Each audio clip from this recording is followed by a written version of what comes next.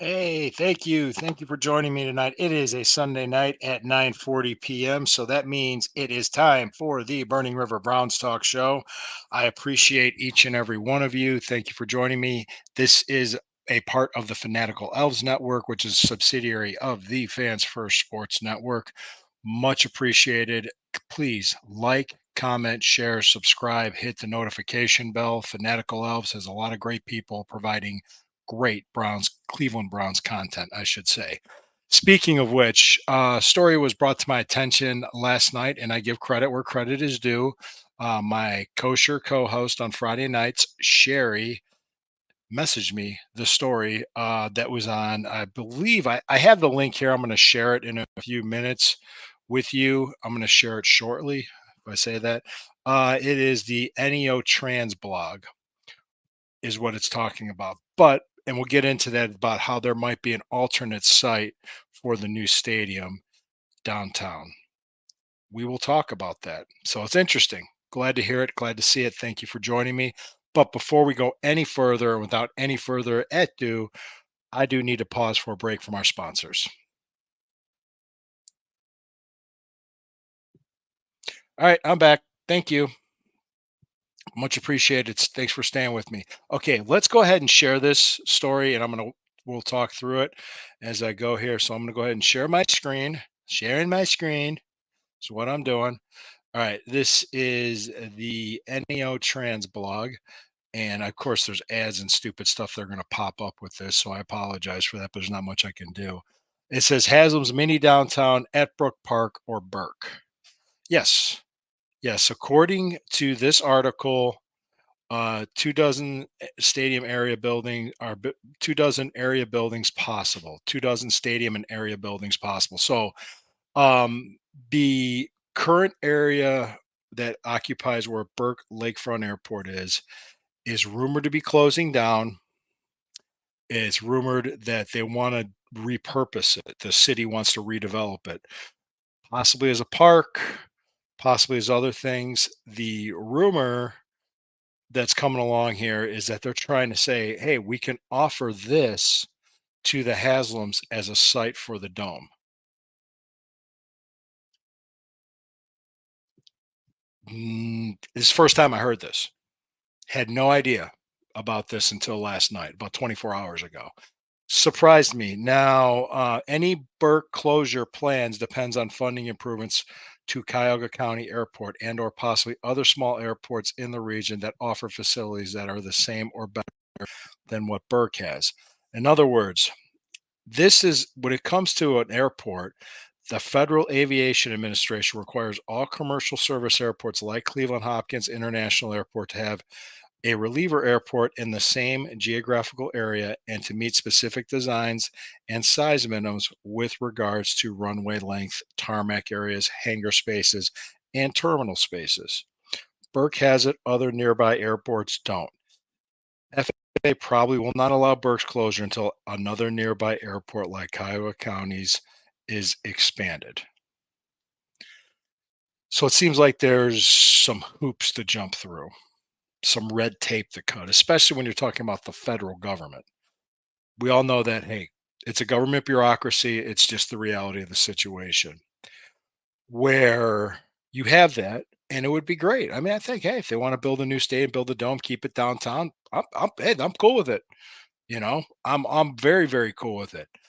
But I think because of the regulatory aspects of that airport and how they have to jump through these hoops, the city of Cleveland and the Browns to get this built, it just seems like it's not too easy. And just to give you a little caveat, my father-in-law, he's retired Air Force. He is a retired flight instructor and he managed an airport in Geauga County. And I asked him about that and I told him the story. I read him the story. I talked to him about it. I said, well, what do you know based on your aviation expertise? He said the funding for that airport is controlled by the federal government. The city of Cleveland has nothing to do with it. So they're going to have to go through the federal government to do that. And that could take a long time. So this plan that you might be hearing about closing it down and repurposing it, the Haslams are not going to wait 10 years to build their stadium, to even start to build their stadium. They're not. It's not going to happen. So to kind of give you the gist of it, this is interesting. It's intriguing. I'm going to stop sharing right now, but I don't see it happening, to be honest with you. I could see possibly they could remodel the stadium that they're in to hold them off, to promise them this piece of land, but that seems to be caught more, much more costly. Yep, Steve Heimrich, good friend, good man. Thank you. I'm going to put your comment up there. That is surprising. Yeah, Sherry sent me this article. You go on NEO Trans blog, it's there.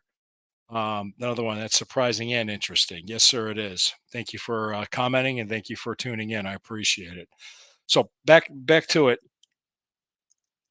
There seems to be a lot of bureaucratic red tape to do that and to get that airport. That was the problem. But being they tried to stay downtown. They wanted to stay downtown.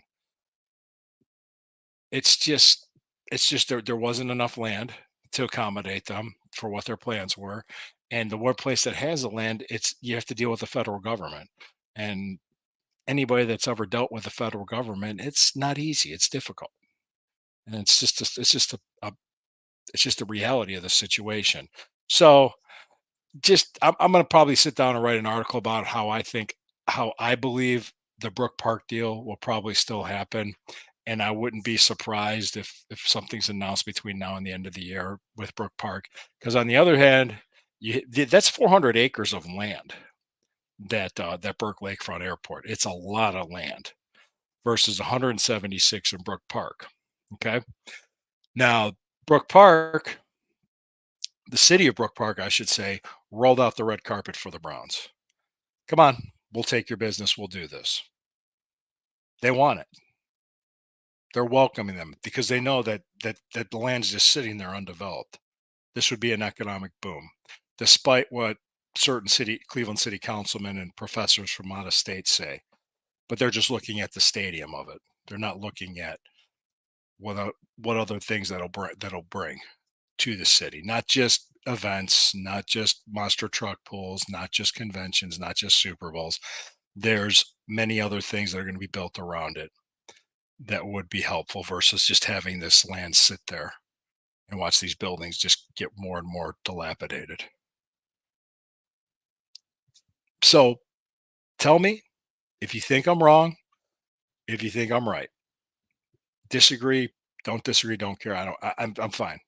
I'm fine with that. I just want to know, where do you think this is going to happen? Because it looks like there's three options here.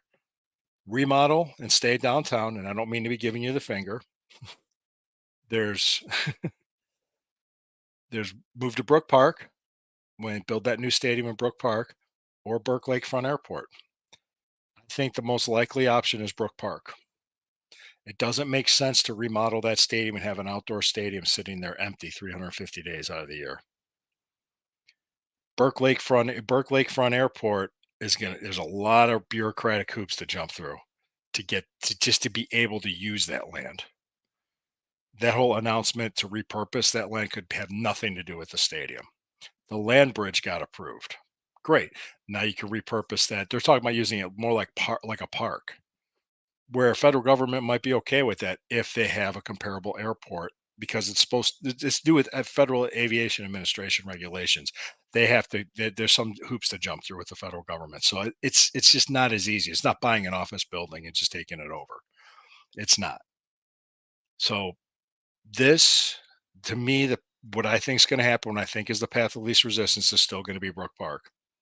It makes the most business sense, and it just makes the most sense from my point of view and from what I know.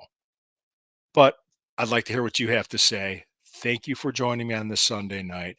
I greatly appreciate each and every one of you. I do. I appreciate all my fans. Appreciate people that tune in. I appreciate the people that read my articles. You have no idea how much you mean to me because we're all Browns fans. We want what's best for the city of Cleveland. We all want what's best for the team. We all want that. Okay. Remodel for short term seems like a waste of money. I'm all in the dome. Yep. Thank you, Steve. Yeah, I agree with you. It seems like a waste of money just to remodel for the short term. If you owned a house, okay, you own your house and you're remodeling that house, you're not just going to do it. You're not going to leave in 2 or 3 years. You want to, maybe you might have to remodel it to sell it and flip it, but just to leave and tear it down, no, that doesn't make sense. That doesn't make sense. You're right. It doesn't make sense. So anyway, thank each and every one of you. Thank you for joining me tonight. Appreciate you on this Sunday night. A little programming note: I will not have a show on Thursday night on 4th of July. It's a holiday. Hope you guys have a happy and safe holiday too. I'll be back on tomorrow night at 9:40. Fanatical Elves Network. This is the Burning River Browns Talk on the Fanatical Elves Network, a subsidiary of the Fans First Sports Network. Please like, share, subscribe, comment, and hit the notification bell. And always remember, when the river burns, it burns brown and orange. I'll see you tomorrow night.